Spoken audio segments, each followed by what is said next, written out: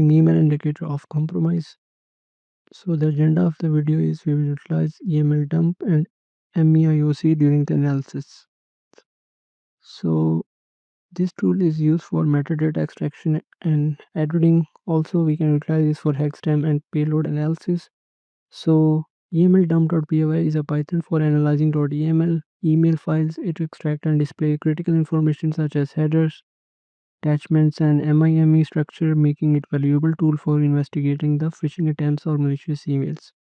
It also provides options to display the raw content of an email paths in the form of hexadecimal or ASCII format, enabling a deeper inspection of encoded payloads, obfuscated scripts, or hidden data. Then we have a tool called MEIOC, which helps us to automate extraction of indicators. So MEIOC is a tool designed to extract indicators of compromise such as URLs, IP addresses, domain hashes, and email addresses from the email files, streamlining the analysis of potentially malicious emails. Also help to IOC categorization and export. It organizes extracted IOCs into the category and provide option to export them in format like CSV or JSON, enabling easy integration with threat intelligence platform or security tools.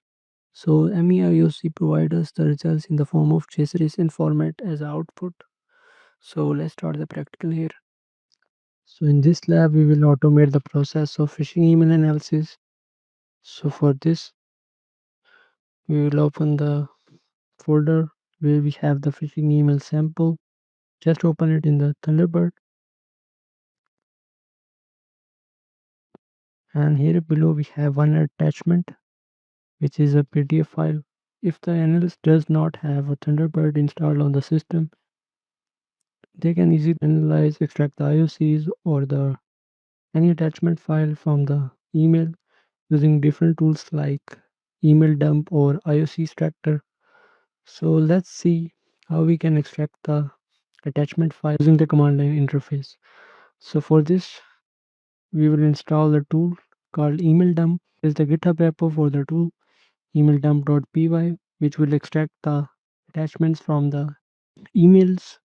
So hit the raw option and from here copy the link and we will download it using the wget and paste the link here.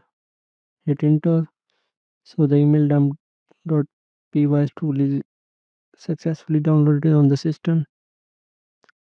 So let's make it executable. Chmod 700 and the email dump.pdf file ls-le to verify the read-write executable permissions. Yes, we got the permissions. Okay, clear this. So next, we will now run the tool using Python 3 eml dump.py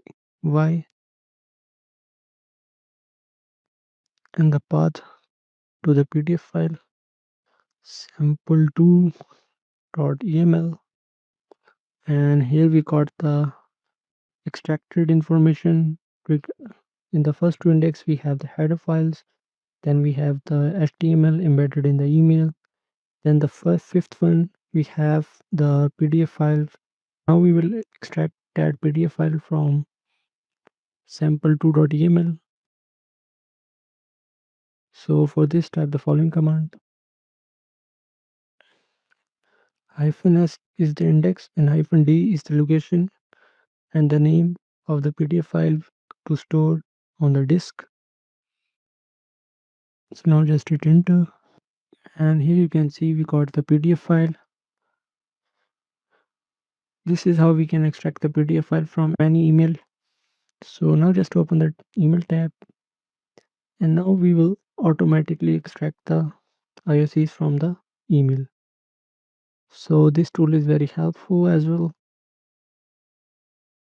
Let me zoom in, and here you can see the PDF file we have extracted. So the next tool is called MEIOC, which is used for extracting IOC data from the email. This is very helpful tool for automating the process of email analysis, phishing email analysis. This is a Python-based script designed to analyze an email and extract the indicator of compromise in the JSON format. It is also a valuable tool for security analysis, system administrators. So the feature is allows to extract the following information like headers, real information, content extraction, and the security checks like SPF validation and DKIM validation as well. So this tool is very helpful for automating the process of phishing email analysis. So let's start it with the installation. Here we have the few cases like for email forensics, incident response, phishing detection. So the results we got will be in the form of JSON. The installation is pretty straightforward. Just clone it on the system and let's navigate to the directory. Let's complete the requirement.txt. Second command is to install the required dependencies.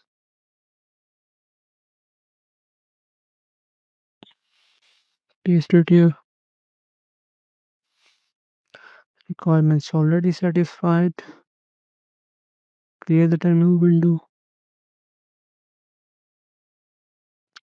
The final is to execute the tool. Let's make the Python executable. meioc.py. Let's -L to verify the read-write executable permissions. Clear the terminal window. Now just hit Python 3 meioc and the path of the email file. This is the phishing email we are going to automate to extract the indicator of compromise. So we got the indicator of compromise in the form of JSON format. For example, we got email, file name, sender email address. We got the subject information, the time at which the email was sent. We got some information regarding the domains. These are the domains that were in the email and the IP addresses that we have found earlier during the static analysis. So the SPF and DKIM is null. It's mean I think that both are not validated, and there are attachment file name that was attached in the email and the hashes. These are the PDF file hashes. So this is pretty much good information that we can get from the IOC extractor tool, which is also automate the process of analysis. Yes, email attachment analysis. So the agenda of the video is we will utilize any run and virus total in the attachment analysis. Let's say we got an email with the attached malware sample, so we can analyze that malware sample using the online automated sandbox called AnyRun. So which is an interactive malware analysis platform, is a cloud-based sandbox environment that allows users to analyze malware in a controlled and interactive way. It enables real-time analysis of suspicious files, URLs, and processes, offering a detailed report of a malware behavior. Also supports the dynamic behavior monitoring. It provides a range of dynamic analysis features, including monitoring network traffic, system changes, file creation, registry modification, and more. Also helps security researchers, SOC analysts, blue teamers to understand how malware behaves in an isolated environment. So let's start the practical here. Let's say we got a malware sample from SOC Analyst L1 in the form of attachment. So we can analyze the malware sample using the automatic analysis tool called AnyRun. Let's upload the malware sample. So we are currently in the basic plan where we can only select Windows 10. So in the Pro mode we can use different operating systems. We can increase the duration time, network related information. So just hit on run as a public analysis. So it will take time for the analysis. Here you can see the timer. Here below we have a dynamic analysis information regarding the HTTP request connections, DNS requests made by the malware samples. So these are the suspicious connections made by the malware sample. Some of them are flagged as blacklisted and some of them are whitelisted. And here in the threat labels we have a network Trojan was detected, flagged as a potential bad traffic. Information like malware, anonymous threat, command and control. So this is the information we got in the dynamic analysis. Just wait till we got the complete analysis. So here you can see we have a parent process sample.executable. After this, the child process was executed svc host.executable. And we can also download the malware sample, hit on IOCs. These are the list of indicator of compromise that is extracted by the neuron. Like we have different connections in the form of IP addresses, HTTP, HTTPS requests made by the malware sample. And we can also see the graph. So the graph is pretty straightforward. The sample.executable executes svc host.exe. The svc host.exe is usually used to maintain the command and control request.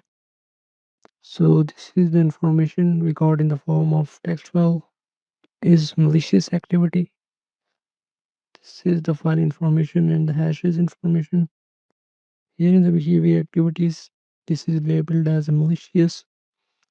The malware sample connects to the command and control server. The suspicious, we got a connection to the unusual port and something called working with the threads in the GNU compiler. So this malware sample might connect with a command and control server. Also read the computer name. The malware configuration is blanked. The static information, we got something information regarding the metadata like entry point of the malware sample. Here we have the information regarding the processes. Total processes are 125, malicious is 1. Then we have a graph. Again we have the process information. This is something executed from the temp folder. Then we have the registry activity. Total events made 288. Read events are 286. One event is written and one event is deleted. Scroll down and here we got the network activity information. 9 HTTP requests made, 49 TCP, DNS 18 and threats are 3. So here we have some URLs whose reputations are whitelisted, means that they are benign. Scroll down and here in the connections we have some unknown labeled reputations. Let's see if they are malicious or not. Just copy this URL and we can verify it on the VirusTotal as well.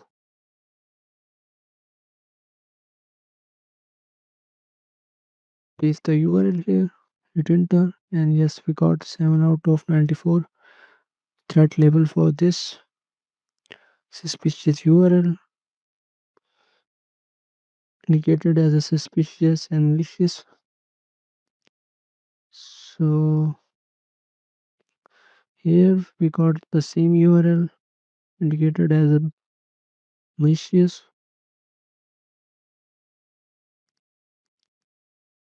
So yeah, both URLs are same. These are some of the DNS requests made by the malware sample. That usually the malware sample tries to connect with a command and control. And these are the threats labeled given by any sandbox. Now just copy the malware hash. We can also analyze it on the malware on the virus total. So this is we got 41 out of 72. Threat category is as Trojan, also labeled as malicious on the virus total. In the details, we have information like match byte, creation time, first submission was 2024-11. These are the similar names for the malware sample. Then here in the association, it is categorized as a ValueRat. So let's see. Okay, so these are the campaign made by the ValueRat. It is basically targeting Chinese speakers. This is the report made by the Fortinet. You can read it thoroughly.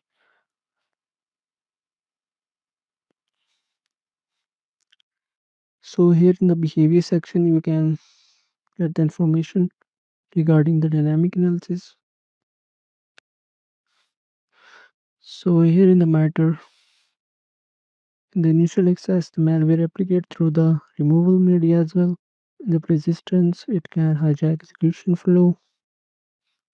So this is the information you can go through in detail.